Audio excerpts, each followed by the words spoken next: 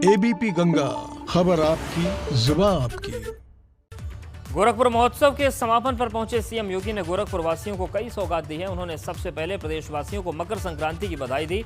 इसके बाद उन्होंने लोगों को संबोधित किया। इस दौरान उन्होंने कहा कि जल्द ही गोरखपुर के रामगढ़ताल में सी प्लेन उतारेंगे। उन्होंने कहा कि इसमें सभी आधुनिक सुविधा रहेगी। साथ ही किसी को अगर एयरपोर्ट दूर लगेगा तो वो रामगढ़ताल आएगा और हम वहीं से उसे किसी भी जगह सी प्लेन से पहुंचा देंगे।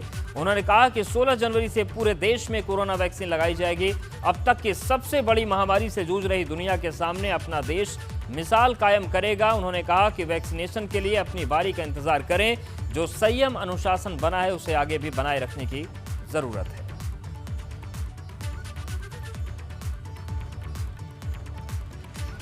ये सभी कार्यक्रम हमारे 2021 में प्रारंभ होने जा रहे हैं और गोरखपुर का मनोरंजन और ज्ञानवर्धन के लिए गोरखपुर का जू भी 2021 में ही प्रारंभ हो जाएगा। बर्ड फ्लू का भी खतरा नहीं दिखाई देता तो हम लोग अब तक कई जानवरों को वहां लेके आ गए होते और बहुत सारे ऐसे भी जीव हैं जिनको तो जू में ही रखना आवश्यक है। तो देश की सुरक्षा के लिए खतरा बन रहे हैं, हमको जू में रखना ही आवश्यक होगा और वह भी एक नई तैयारी हम लोग करने जा रहे हैं। गोरखपुर का जू प्रदेश का सबसे खूबसूरत जू में से एक बनने जा रहा है।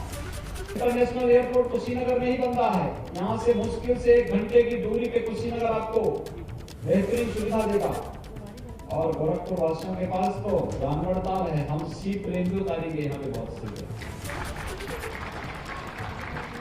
यानी सी प्लेन एक ऐसी व्यवस्था है जहां पे वह सामान्य एयरपोर्ट पर एयर स्ट्रिप पर भी वो प्लेन उतर सकता है और पानी में भी उतर सकता है। तो ये सुविधा हम लोग यहाँ पर दे रहे हैं। बहुत से और भी व्यवस्था यहाँ के लिए करने जा रहे हैं, एक आधुनिक सुविधा। और उत्तराखंड कांग्रेस के अंदर सियासी घमासान थमने का नाम नहीं ले रहा। एक तरफ सियासी तीर तो दूसरी तरफ सियासी वाले चाल चल रहे हैं। हल्द्वानी में नेता प्रतिपक्ष इंदिरा हृदयेश ने फिर से हरीश रावत पर तीखी टिप्पणी की, बल्कि इशारों में बहुत कुछ याद भी दिला दिया। इंदिरा हृदयेश ने कहा कि हरीश रावत क्या लिखते हैं, क्या बोलते हैं, वो पूर्ण रूप से स्वतंत्र हैं। हरीश रावत के चेहरा बनाए जाने के सवाल पर इंदिरा हृदयेश ने कहा कि आज तक कांग्रेस ने किसी को चेहरा बनाया है क्या, और तंज कसते हुए उन्होंने कहा कि बनाया तो इसी चुनाव में था हरीश रावत को, जिसमें हम 11 सीट पर आ गए। आज तक बना था क्या कभी? आप लोगों को भी एक लंबा समय हो गया और चेहरा बना था इस चुनाव में जिसमें हम 11 आ गए। तो हरीश रावत ही तो चेहरा थे, वही मुख्यमंत्री थे, वही चेहरा थे। सच ये है कि वो भी मुख्यमंत्री रहते हुए 2 सीटों पे चुनाव लड़े, 2 पर नहीं लड़ना चाहिए था। हमसे तो राय ली नहीं गई थी और हम एक जिले में एक भी नहीं जीत पाए। अगर जीत पाते तो 13 विधायक तो होते कम से कम।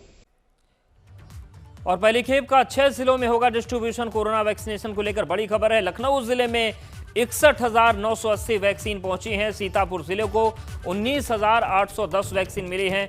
हरदोई की बात करें तो 17,040 वैक्सीन दी गई है। लखीमपुर खीरी में 15,650, रायबरेली में 11,550 वैक्सीन दी गई हैं। वहीं उन्नाव में 13,880 वैक्सीन भेजी गई हैं। तो सभी जिलों के लिए तय है वैक्सीन की किसको कहां दी जाएंगे, और वैक्सीनेशन का जो पूरा प्लान तैयार है उसमें कहां कितनी वैक्सीन पहुंची, कितनी लगेगी, वो हम आपको दिखा रहे हैं। लखनऊ में 61,980, सीतापुर जिले में 19,810 वैक्सीन लगेंगी। हरदोई जिले में 17,040, लखीमपुर खीरी में 15,650 वैक्सीन लगाई जाएंगी।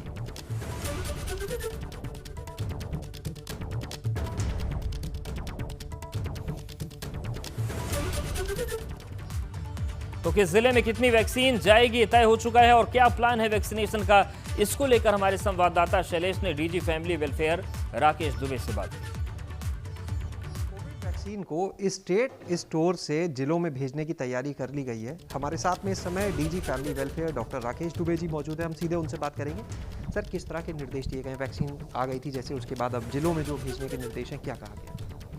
जिलों के सीएमओ को कह दिया गया है कि वो अपने वैक्सीन को स्टेट स्टोर से मंगवा लें। तो उनके व्हीकल्स, उनके जो वैक्सीन के व्हीकल्स हैं वो लेकर के यहाँ पहुँचेंगे और यहाँ से इनको जो भी आवंटन किया गया है गवर्नमेंट ऑफ इंडिया की तरफ से उस हिसाब से वैक्सीन दे दिया जाएगा और वो ले जाएंगे अपने डिस्ट्रिक्ट के स्टोर में रखने के लिए।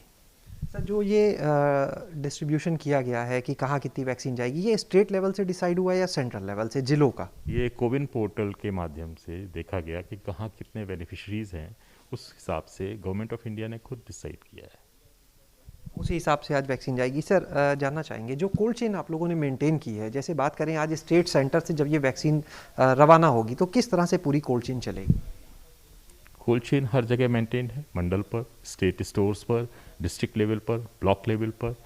तो ब्लॉक लेवल तक वैक्सीन को हम पहुंचा देंगे कल तक, और उसके बाद वहां से वैक्सीन कैरियर के माध्यम से सेशन साइट पर जाएगा उसी दिन मॉर्निंग में, जिस दिन की सेशन ऑर्गेनाइज किया जाएगा। सर, सेम डे जाना है तो वहाँ पर किस तरह के डायरेक्शंस दिए गए हैं? सिक्योरिटी के पॉइंट से क्या कहा गया है, किन बातों का विशेष ध्यान देना है? हर कोल्ड चेन पॉइंट पर, हर वैक्सीन के मूवमेंट पर सिक्योरिटी की व्यवस्था के लिए होम डिपार्टमेंट से कहा गया है और उन्होंने बखूबी इसको अंजाम दिया है। सर, क्या अभी और कोई खेप आने के लिए इंटीमेशन मिला है सेंट्रल से फिलहाल आजकल में? सर, क्या और कोई खेप आने के लिए कोई इंटीमेशन अभी सेंट्रल से मिला है आप लोग को आजकल में कि और खेप आएगी? एक अयोध्या के लिए आना था, मगर अभी तय नहीं है वो किस समय आएगा।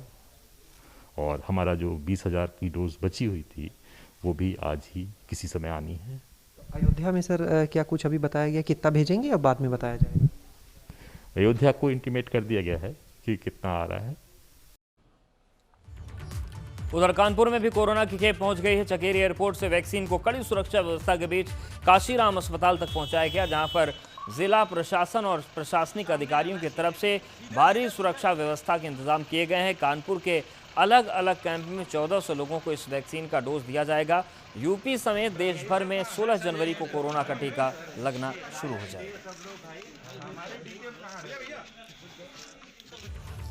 उधर हाथरस में अवैध रूप से संचालित एक दर्दनाशक तेल बनाने वाली फैक्ट्री में छापेमारी हुई, जहां पर भारी मात्रा में अवैध रूप से नकली तेल बनाने का मटेरियल पकड़ा गया है।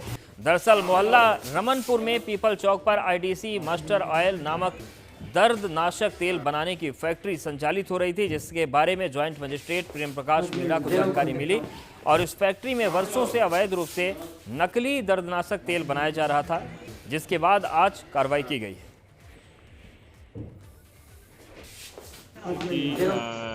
पीपल चौक है, यहाँ पर किन्हीं के द्वारा एक आईडीसी ब्रांड का कुछ तेल, आयुर्वेदिक तेल बनाया जा रहा है। तो उसी क्रम में आज मौके पर छापा मारा गया और मौके पर वो तेल बनता हुआ, काफ़ी मात्रा में बनता हुआ पाया गया। प्लस जो रॉ मटेरियल है, कच्चा सामान है बनाने का, वो भी काफ़ी मात्रा में यहाँ पे पाया गया। जब जो फैक्ट्री मालिक हैं उनसे उसका लाइसेंस मांगा गया, तो आज की तारीख में वो सिर्फ ऐसा लाइसेंस दिखा पाए जो 2014 तक ही वैध था। काशीपुर में पुलिस ने वाहन चेकिंग के दौरान अवैध हथियारों के साथ 2 लोगों को गिरफ्तार किया है। पकड़े गए आरोपियों में से एक यूपी और दूसरा आईटीआई थाना क्षेत्र के ग्राम पैगा का रहने वाला है। एएसपी राजेश भट्ट ने बताया कि कुंडा थाना क्षेत्र के मंडी चौकी क्षेत्र में वाहन चेकिंग के दौरान बाइक संख्या UK 188199 पर 2 युवक आते दिखाई दिए। पुलिस ने दोनों को रोककर उनकी तलाशी ली, तो उनके पास तलाशी के दौरान आधा दर्जन अवैध तमंचे बरामद किए गए। कल शाम को कुंडा पुलिस द्वारा मंडी चौकी के पास चेकिंग करते हुए 2 युवकों को पकड़ा गया है। इसमें एक मुरादाबाद का रहने वाला रंजीत सिंह है, दूसरा अकरम है जो पैगा क्षेत्र थाना आईटीआई का रहने वाला है। इन दोनों की पोजीशन से 6 तमंचे बरामद हुए हैं। सभी तमंचे बिल्कुल फ्रेश और नए हैं और ये संभवतः इस क्षेत्र में किसी को बेचने के लिए जा रहे थे। अभी इनको माननीय न्यायालय के समक्ष पेश किया जा रहा है।